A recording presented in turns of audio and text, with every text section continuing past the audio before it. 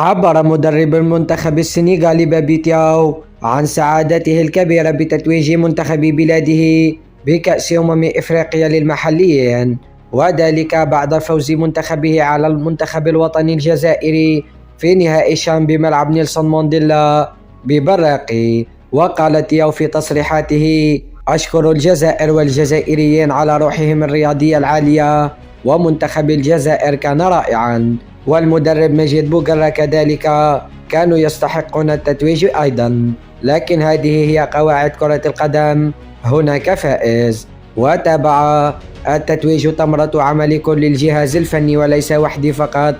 طلبت من اللاعبين أن يردوا الاعتبار للدوري السنغالي واللاعبين المحليين، وهذا ما حدث.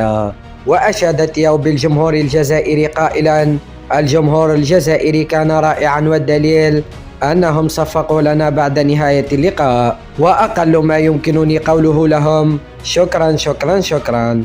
وعن قصة الكرة السنغالية الجديدة مع ركلات الترجيح، علق تياو قائلا: تجاوزنا خيبات ركلات الجزاء التي لاحقت الكرة السنغالية لسنوات. توجنا بالكان بفضل ركلات الترجيح وببطولة إفريقيا للكرة الشاطئية بركلات الترجيح، والآن ها نحن نتوج بالشان بنفس الطريقة.